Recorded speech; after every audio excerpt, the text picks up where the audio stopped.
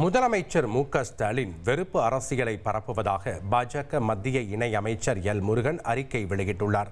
மாமல்லபுரத்தில் தனது கட்சி நிர்வாகிகளுடன் பேசிய திமுக தலைவரும் முதலமைச்சருமான மு.க.ஸ்டாலின் ஜிஎஸ்டி, புதிய கல்விக் கொள்கை, நீட் தேர்வு என மத்திய அரசு தொல்லை கொடுப்பதாக வெறுப்பு அரசியலை அரங்கேற்றி இருக்கிறார் என குறிப்பிட்டுள்ளார். வடக்கு, தெற்கு, டெல்லி, சென்னை என்று பிரிவினை பேசி தமிழக மக்களை திசை திருப்ப கனவு காண்பதாகவும், ஊட்டச்சத்து முதல் டாஸ்மாக் இடுகாட்டு கட்டிடம் வரை திமுக ஆட்சியில் ஊழல் செய்துள்ளதாக குற்றம் சாட்டியுள்ள எல். முருகன், அரசின் மெத்தனம் காரணமாக பல ஆயிரம் டன் நெல் மழையில் நனைந்து வீணாகியுள்ளதாகவும் அறிக்கையில் குறிப்பிட்டுள்ளார். PM ஸ்ரீ திட்டத்தை கேரள மாநிலம் ஏற்றுக்கொண்டுள்ள நிலையில் முதலமைச்சர் ஸ்டாலின் விடாப்பிடியாக இருப்பதாகவும், இதனால் தமிழக மக்களுக்கு தான் இழப்பு என்றும் குறிப்பிட்டுள்ளார். திமுக ஆட்சியில் ஒட்டுமொத்த தமிழ்நாடும் கண்ணீர் வடிப்பதாகவும், இந்த ஆட்சி அடுத்த ஆண்டு தேர்தலுக்கு பிறகு தொடரும் என முதலமைச்சர் மு.க.ஸ்டாலின் கனவு காண்பது ஆச்சரியமளிப்பதாகவும், 2026 தேர்தலில் திமுக ஆட்சி தூக்கி எறியப்படும் என்றும் தன் அறிக்கையில் அவர் குறிப்பிட்டுள்ளார்.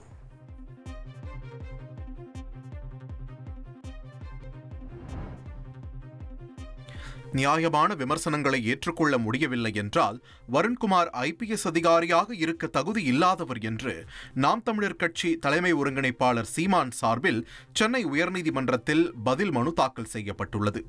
நாம் தமிழர் கட்சி தலைமை ஒருங்கிணைப்பாளர் சீமான், IPS அதிகாரி வருண்குமார் ஆகியோரிடையே அண்மையில் கருத்து மோதல் ஏற்பட்டது. இந்த நிலையில் தனக்கு எதிராக ஆதாரம் இல்லாமல் அவதூறு கருத்துக்களை தெரிவிக்க சீமானுக்கு தடை விதிக்க கோரி IPS அதிகாரி வருண்குமார் நீதிமன்றத்தில் வழக்கு தாக்கல் செய்தார். அந்த மனுவில் 2,10,00,000 ரூபாய் மான நஷ்ட ஈடு வழங்க வேண்டும் என்றும் கோரியிருந்தார். இந்த மனுவுக்கு பதில் மனு தாக்கல் செய்த சீமான் தரப்பு, வரதட்சணை கொடுமை தடுப்புச் சட்டத்தில் பதிவு செய்யப்பட்ட வழக்கில் சிறை சென்றவர் வருண்குமார் என்று கடுமையாக விமர்சித்துள்ளது. மேலும் எக்ஸ் தளத்தில் தனது சொந்த கருத்துக்களை பதிவிட்டதற்காக வருண்குமார் பணியிட மாற்றம் செய்யப்பட்டவர் என்றும் மனுவில் இடம்பெற்றுள்ளது. தன் மீதான விமர்சனங்களை கூட தாங்கிக் கொள்ள முடியாதவர் எப்படி IPS அதிகாரி ஆனார் என்று மனு வாயிலாக கேள்வி எழுப்பியுள்ள சீமான், வருண்குமார் மனநல ஆலோசனை பெறும் நேரம் வந்துவிட்டதாகவும் அந்த மனுவில் குறிப்பிட்டுள்ளார். மேலும் தனக்கெதிரான மனு விசாரணைக்கு உகந்தது அல்ல என்பதால் தள்ளுபடி செய்ய வேண்டும் என்று கேட்டுக்கொள்ளப்பட்ட நிலையில் விசாரணை நவம்பர் 11ஆம் தேதிக்கு தள்ளி வைக்கப்பட்டுள்ளது. உங்கள் தந்திவன் தொலைக்காட்சியில் தெனாலிராமன் தினமும் மாலை 6 மணிக்கு காணத் தவறாதீர்கள்.